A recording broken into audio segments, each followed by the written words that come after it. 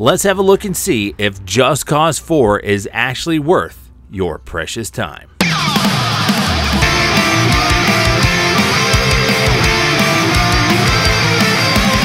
I'm going to start off by saying I really enjoyed Just Cause 3. When I played 3, I freed all the towns, I destroyed all the bases, I went around and destroyed everything I possibly could. In fact, I was destroying so much stuff, I almost never did any of the missions. In fact, I almost never finished the game. I had so much fun with the destruction and exploration that I was really looking forward to Just Cause 4. Sadly, I did not have the chaotic fun with 4 that I did with 3. So, let's have a look at the basics. Just like in 3, in 4, you're fighting against an evil overlord who has an army at their disposal. You, on the other hand, do also have an army of rebels. Plus, you have a wingsuit, a parachute, and a grappling hook. The big difference this time around, though, is that the evil army has the power of the weather on their side. Now, you'd think that'd be a big deal, and that with the weather involved, it would be a really cool new game element. Sadly, it really isn't. The whole weather thing doesn't really come into play that much, and even though, as you progress through the game, you get the chance to have the power of the weather on your side, I myself never really used it.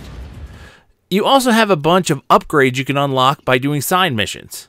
They're given out by different NPCs, and who you choose to help out will earn you points that you can use to upgrade different stuff. Help one out and you earn points to modify your airlifter.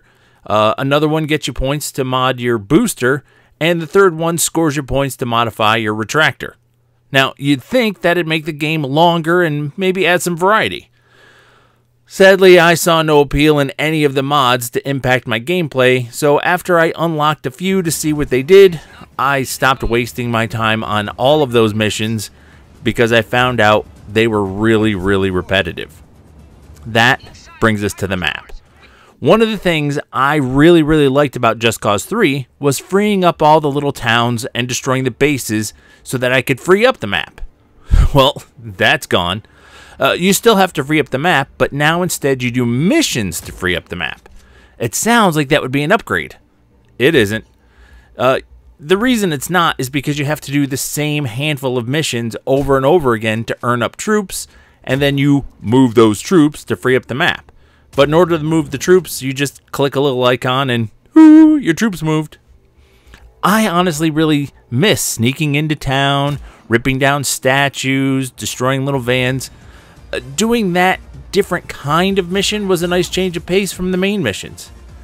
Now everything is pretty much the same deal. Another big item that made 3 fun for me is also changed for the worse. That would be the supply drop. Now, it used to be you could put together a sweet loadout, call for it to be dropped on you, and then let the destruction begin. Now there are more pilots that can bring you stuff, but each of those pilots can give you one thing. Yeah, just one.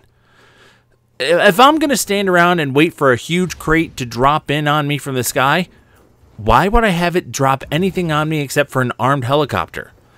Part of the fun of the supply drop in Just Cause 3 was the sweet ride, along with a crate full of weapons. You were basically able to call in a full loadout for yourself. Not anymore. Here's the quick breakdown. The game is just about as long as the other ones if you plow through the main storyline. I can't tell you how long the game is if you do all of the side missions because, well, I gave up on them. The story is not so great.